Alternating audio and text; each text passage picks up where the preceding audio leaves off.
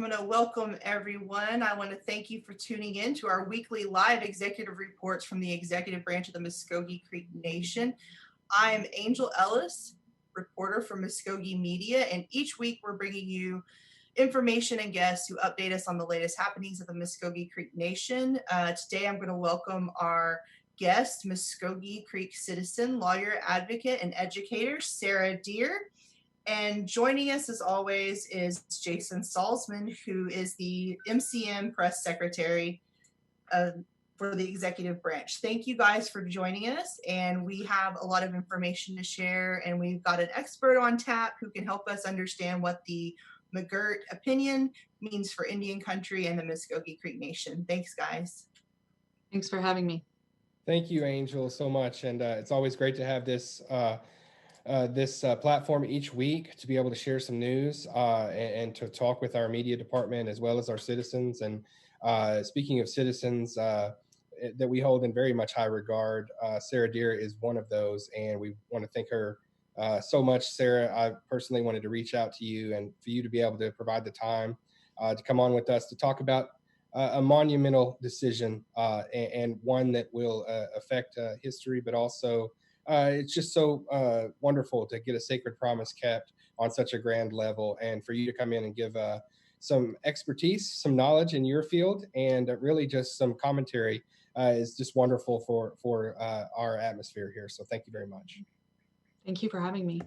You bet. I'd like to just start off from like the human interest point of view, and I'm kind of, that's my background as a reporter, but I just really want to tap your brain and just like, where were you and what were your thoughts when you found out about the opinion? Well, there's a website called SCOTUS blog that live tweets all of the opinion days. And so for the last, 4-6 weeks now, every time there was an opinion day, I'd get up real early. Well, for me, early and sit and scroll through the live tweets from SCOTUS blog. And it was finally the last day. And so we'd been waiting and waiting. And then that last day finally came. I prepared myself before I went to sleep for a bad decision, the decision denying our reservation. And so when I first saw Gorsuch wrote it, my initial reaction was like, oh, this is good. And then I read the syllabus, and then I read the first paragraph of the decision, and I was very emotional. And I think I screamed, yes, woke my husband up. Yeah, I made the joke on social media that night. I was like, okay, I don't know about anybody else, but I'm not going to be sleeping anytime soon. And I, like you, had been up every day on SCOTUS. I like to think that day, all those 30,000 people who were hitting the SCOTUS blog was all Native people. Like, that's my imagination going a little crazy. But can you talk about like why that's such an emotional thing, and because how important it is to Indian country? Well, it's we don't win treaty cases. They're very difficult cases to win. Especially since Congress has the authority to abrogate a treaty. So it's very difficult to sustain a treaty rights case. But this is more than just establishing, reestablishing or re-recognizing the boundaries of the reservation. It's also a gift for all of Indian country, because the decision contains principles and logic that can apply to a lot of different tribal issues. And I think that we can pretty much say this may be the case of the century for all of Indian country. And so as a Creek citizen, just speaking for myself, not the tribe or anyone else, I feel really happy and grateful that our nation took the risk and did this case, because we'll be known for it. Other tribes are going to cite McGirt v. Oklahoma, and they're going to know the hard work that Creek Nation put into the case. So as a citizen, that makes me very happy.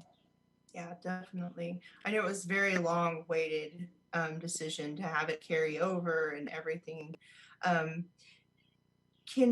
Is there like any kind of things that stand out in your mind about, I feel like I didn't really realize that Gorsuch was a poet, and maybe that's just my own interpretation of what I read, but I've heard people call him the textualist, who just looks at the text of the law, and his opinion really kind of cited that, regardless of race, color, and creed, the law says this. Do you have any thoughts on that?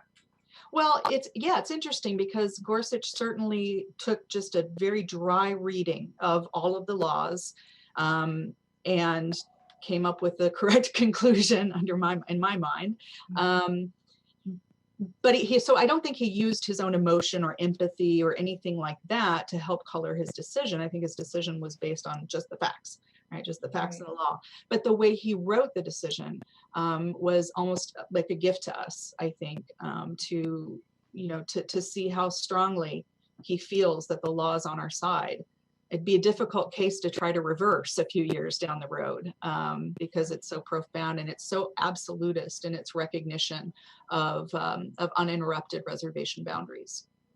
And when we talk about an uninterrupted reservation boundary, there's a lot of chatter, a lot of talk, a lot of questions about what that exactly means, because we were used to kind of operating under this assumption that really all we had control over was restricted tribal trust land. Mm-hmm. And this actually says, hey, for the last however long, they never disestablished these jurisdictional boundaries. And that applies to, can you describe what that would actually apply to as the 1866 treaty laid out? Right. Well, Creek Nation has claimed this as a reservation. It's in our Constitution in Article 1, that the political jurisdiction of the nation extends to the boundaries of the reservation. We also have it in our Creek Criminal Code that Indian country includes anything under 18 USC 1151. So Creek Nation already has acknowledged the boundaries many, many times. And now we've just had the federal courts kind of catch up with it. Mm-hmm. I have a lot of citizens who have been stopping and asking me questions to ask of different legal experts, and our live feed right now is like popping up a few. And I think one of the questions for our native audience is there any reason to believe that certain state laws would supersede, or does federal law kind of play into factor? And I think that they're coming from this place of what does this mean for open carry of firearms, medical marijuana licenses? Is this kind of a new gray area that we're going to have to navigate through? I'm not sure about that. The case really only talks about criminal law, so there's a lot of unknowns right now. But nothing changes in terms of the relationship between how the state and the tribe work together. We are sovereign entities, and we have worked together, or the tribe has worked together with the state on all kinds of issues over time. And this isn't going to change that. This is going to continue to allow Creek Nation to engage as a sovereign nation with our counterparts in the state. So whatever controversial issue might be arising, it probably will have to be negotiated. But what can't be negotiated is the boundaries of our treaty, or the boundaries of our reservation, rather. That can't be negotiated. Sure. So the details and everything that were when we talk about that, like recognition of the treaty, that pertained, in the opinion, it pertained specifically to criminal matters, because I have people asking me, what about civil implications? What about taxes and things like that? Yeah, there will be other implications. Anytime you have an Indian reservation, there's a lot could happen civilly, but I don't think most people are going to see it affect their lives from day to day. I don't think that, there's no transfer of land going on, right? We don't get to kick white people off their land, which some of the national headlines suggested. Right. So a lot is not going to change. And so it's hard to predict at this point what civilly will change. There may be tax implications, but that's not my area of expertise. But at the end of the day, I think that our nation is a strong nation that will make the right decisions for our citizens. You've had a little more experience in seeing other tribal nations navigate the legal process than I have. And I have people come up and ask, like, well, this is like completely unknown. And I kind of remind them that it's really not unknown for communities to exist within tribal reservations. Can you talk about that a little bit? Like, there's whole cities that exist on tribal reservations, and this is not new.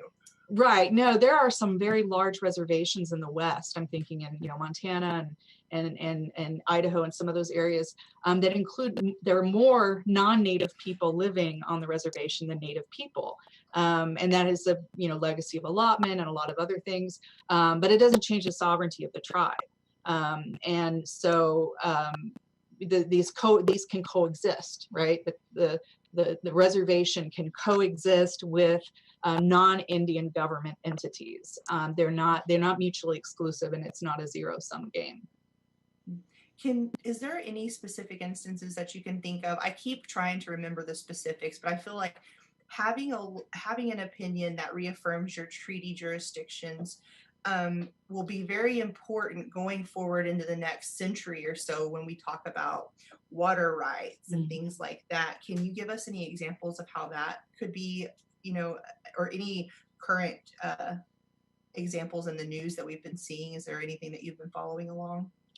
Again, I have to kind of admit my narrow focus. I'm almost purely a criminal law person, but there are a lot of experts out there. I think there's going to be a number of webinars that discuss water rights, taxation, all of those kinds of things by professors who do study in those kinds of areas. And so I'm going to be joining them to learn just like everyone else. Sure. Yeah. I'll kind of like have you kind of steer me at those experts because I'm really not always. I post them all on I post all the webinars I'm hearing about on my Facebook page. There's two or three already planned. Yeah.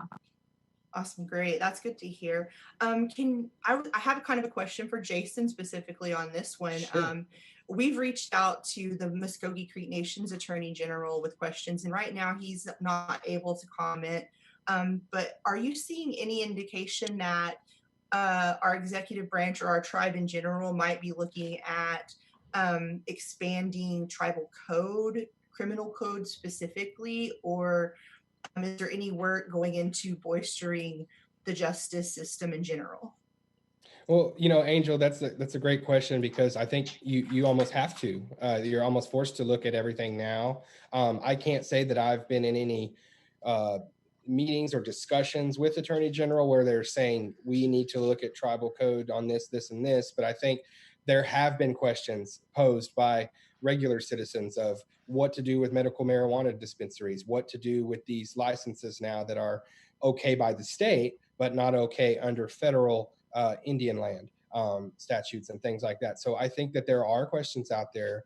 And like Sarah said, it's a bit of an unknown right now, other than sort of criminal. We kind of have a clear-cut case of let's bring in the bad guys and then let's figure out which court they go to, or whatever comes up, in criminal cases of this crime happened. Let's see who did it, who committed it, who they committed it against, what kind of crime it was, whether it's a major crime or a misdemeanor, things like that. And then you will appropriately get them to the right court to be tried in. And I think that that's kind of what we know right now. And then there's so much other unknowns, as Sarah said, herself an expert and many other experts in the field are looking at. We're going to have to collaborate. We're going to have these webinars. We're going to have to speak with one another and amongst people legally, where we do set precedents going forward and we do get those agreements going forward, and we do really sort of show ourselves the way of this new reality, which for us has always been a reality, as she said, but just affirmed by the highest court in the land, which, as she also said, we don't get many wins in the highest court of the land. So it's really monumental, wonderful. And just to sort of kind of go off of what Sarah said as well, of where you were when you heard, we were actually up at River Spirit. I was actually with Chief Hill and Second Chief Beaver. And it was just such a moment to, again, sort of, it was this perfect storm. We're sitting there and I'm standing up holding my laptop with SCOTUS blog and I'm, kind of going through and I'm like refreshing. I'm like, here we go, guys, here we go. And so it pops up and we start reading, and, it's 86 pages, I think. And like Sarah said, she went right to the syllabus and then kind of went to the opinion. And it was like, where do you start? And then you kind of going through everything. And I guess it was so funny to me because as we're sitting there scrolling through, I get a text on my phone from Jonadev Chowdhury, and it just says all caps, "We won," with all these exclamation points while we're looking to see, Right. so did we win? And then I kind of deferred to just John's expertise and was like, that means we won. I don't need to read anymore. And we all kind of, together let out emotions. Emotions Yeah. came out. And then you get, like, I've not been able to read the first line of Justice Gorsuch's opinion without chilling and tearing up since. I mean, to this day, it's just such a powerful opinion. And then there's like zingers in there too, which I thought was great. There's like emotion, but then there was also like verbal takedowns of the establishment, And So, what I love about how he did that is he did his takedowns and his snarkiness in the footnotes. And he did his more eloquent sort of reading of the law and the history and more sort of prose and the main part of his opinion, and then put his snarkiness in the footnotes, which was kind of fun to see. Yeah, absolutely. I mean, it was just like I said, I've said this, I think it was on Twitter, but I saw it as a work of art. It was absolutely beautiful. And I think it really stuck to the heart of the matter in all facets. I'm like already recommending that we start making posters that quote Gorsuch's opinion, like for our market. I'm like, okay, this is a beautiful line. Let's cut that out and make a poster because I want to hang it on the wall. Yeah. For me personally, I was watching on a Zoom meeting with other people, and I see them roll it up, and then I'm like, oh, okay, it is Gorsuch, and it's 5-4, and I was like, whoa, and what I was crazy like about trying to figure out, like you were trying to like look through the actual opinion, and I'm like, whoa, lots and lots of legal language. And then I hit Facebook, and I'm so embarrassed, but I was like, what's Sarah Deer saying? And then so I go to your page, and I'm like, she says win and we can celebrate. That's kind of how it rolled out for me. Already we're sitting here at day 6 of after the opinion, not even a full week yet. I'm seeing more press releases coming from the U.S. Attorney's Office, more press releases that indicate that they have either acquired a case somehow, or whether they started the investigation, or I'm not sure.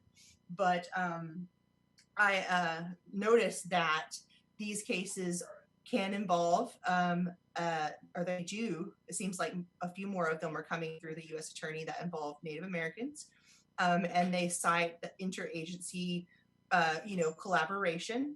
And it looks like that's going to be the standard, I'm thinking, at least for now. Is that typical of what you would expect in this scenario where a tribal reservation has been, upheld, and now the U.S. attorneys are probably going to look a little busier? Is that something that we would typically see? Yeah, I think that's what's going to happen. I don't know that we have a parallel event to compare this to. I could be wrong about that. But yes, the jurisdiction for a few of these cases is going to just transfer to federal court. The procedural mechanisms and the filings, I'm not sure about the details of that. But under 1151, the federal prosecutors are going to have jurisdiction over crimes committed by Indians, major crimes committed by Indians within the boundaries of our 1866 treaty reservation. Instead of just the restricted land, it'll be the whole. Yeah, the whole reservation. I think I've gotten about 3 or 4 different press releases, and 3 or 4 different press releases that indicate that, like, one of the scenarios I saw play out was a very ugly crime. And I was really upset at the way I saw the county handle it. They just kind of threw their hands up and said, okay, because of the SCOTUS opinion, we've dropped the charges on this guy.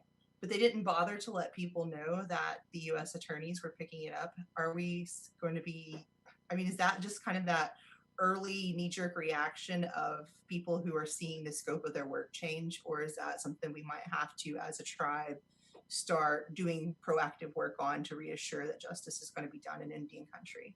Well, sure. I think anytime there's confusion, and when you work in a high stressful job like a law enforcement agency, I can't imagine what it would be like to be a law enforcement officer right now trying to puzzle this all out. And so I could appreciate and empathize with some frustration.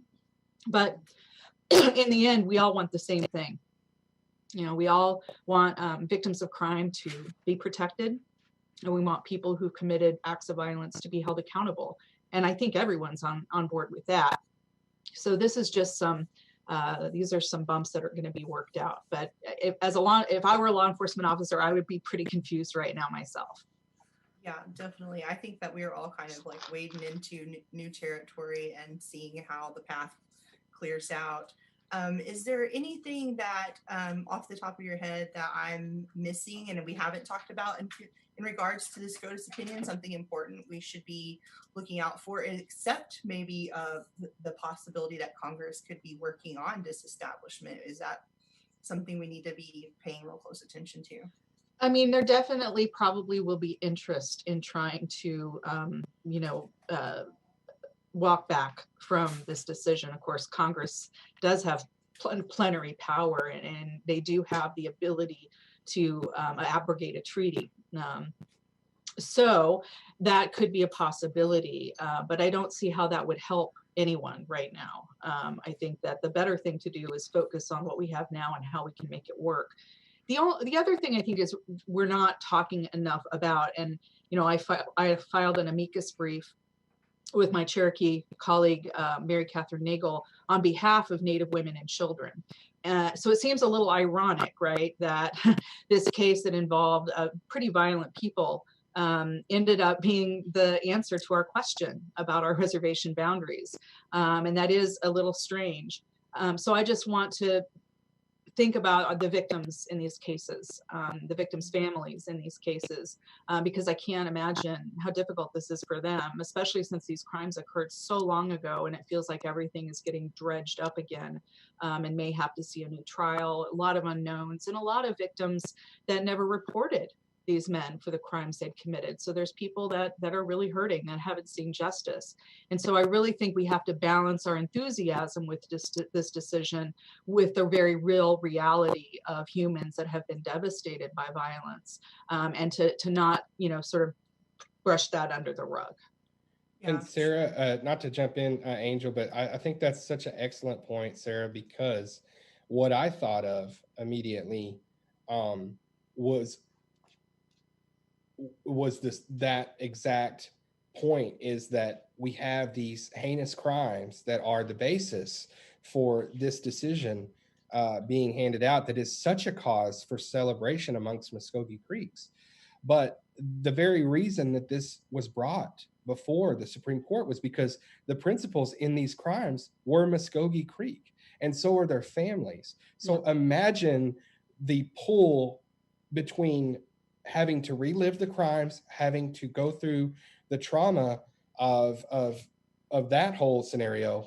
Plus, on this side of it is what you've always wanted as a Muskogee Creek citizen, was to win and be affirmed your land, your reservation, your promises, everything that's been made and broken over the years. Finally, we have this victory.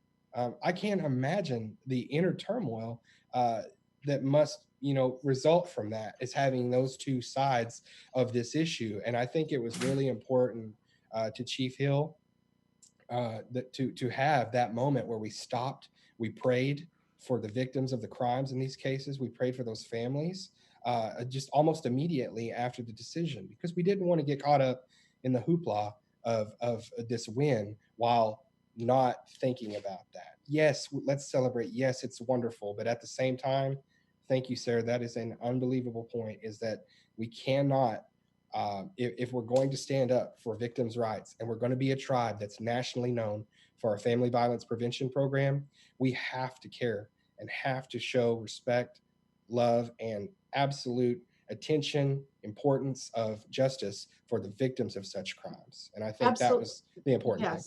Absolutely. And it's sort of disappointing in a way that, as everyone will be citing this case for hundreds of reasons over the next decades, they're going to be citing to McGirt v. Oklahoma, not Creek Nation versus Oklahoma. And so it's as this child molester, who was sentenced to over 1,000 years in state prison. And that's sort of the moniker, right, of this treaty rights case. And it would have been nice if there was some way to have negotiated that to be Creek Nation versus Oklahoma. But that's the way the case came down, and that's the name of the case. Yeah. And I think that you've seen sorry. And I think, just real quick, Angel, I don't like to see headlines dealing with jurisdictional, Muskogee Creek Nation boundary, reservation affirmed. That's the headline. And then the big picture is Jim C. McGirt in a jumpsuit. I think that sort of, makes people question, what is this really about? Or go, who is, what avenue are you using to get the end result or whatever, and I think that's a big part of it too. Well, and Creek Nation was not party to this case. It's between the criminal and the state of Oklahoma. And so I just want to again acknowledge the Creek Nation leaders who took this on.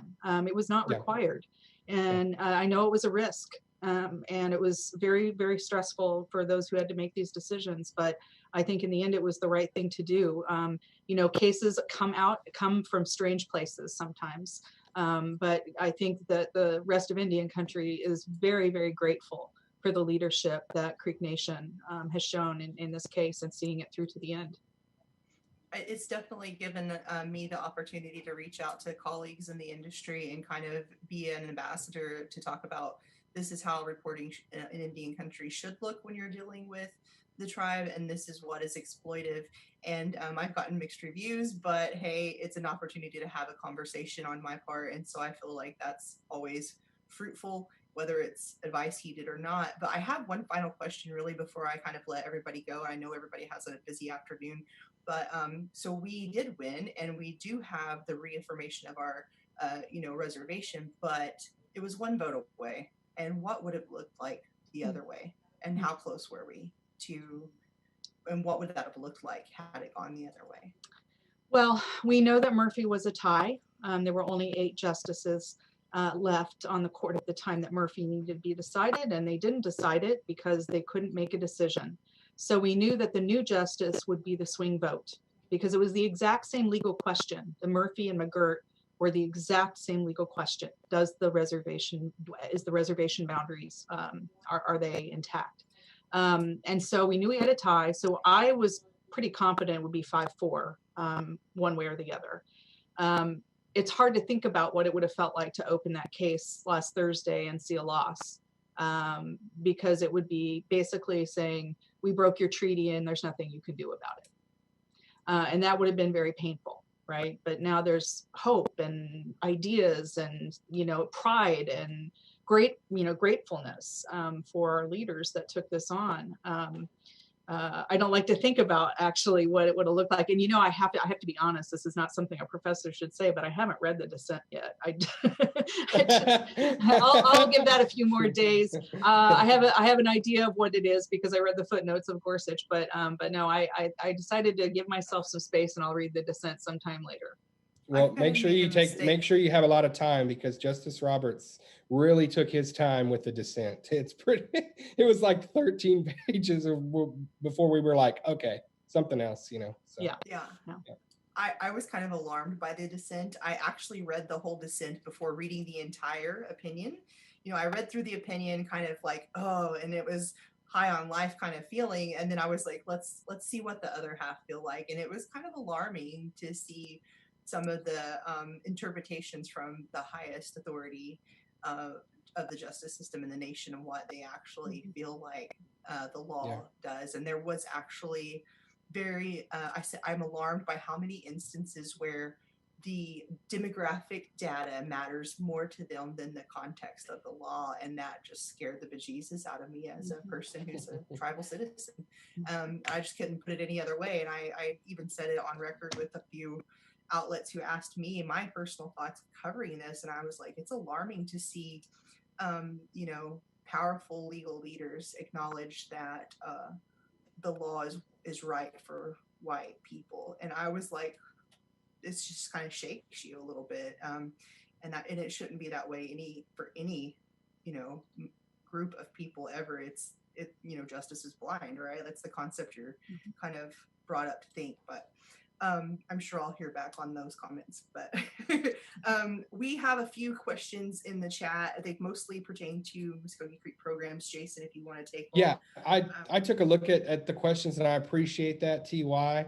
A lot of them, a couple of them I can answer. A lot of them, I'm going to actually take these questions and screenshot, take them to Chief Attorney General Roger Wiley, and get maybe some direction as far as these are what citizens' concerns are. This is what citizens are asking, and take a look at it. I know some of this that he's touched on here is things that they are already considering and maybe have some wheels spinning on and have already asked and are figuring out and are at a very base level. But as Sarah said, I think judging from the decision itself and the case itself, really dealing with a lot of criminal side of this at the forefront. And then we're going to lots of work to do, not only with ourselves and our own code, our own government, but also our partnerships and our work with the state, local, and federal governments as well, and doing everything we can. But I want to stress this. Just continuing the great work that we've already done for so many years. Yeah. I mean, we've had cross deputizations, we've worked with state agencies, we've worked with federal agencies seamlessly, almost so seamlessly that people don't even know that those agreements exist or that your life will forever change because of this case or anything like that. No, very much, in criminal cases.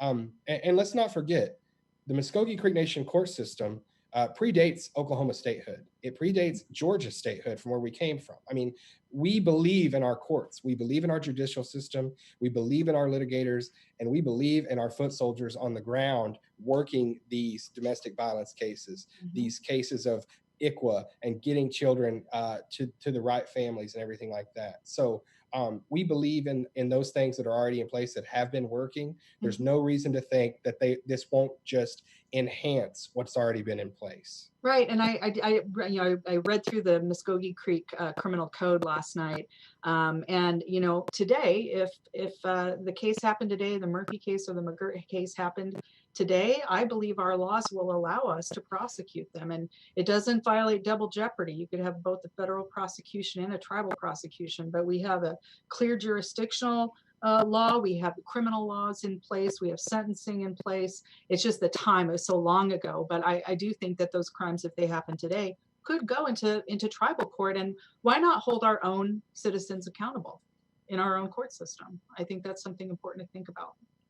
That's sovereignty. Yeah. Exactly. Well, I want to thank you guys both so very much for making the time.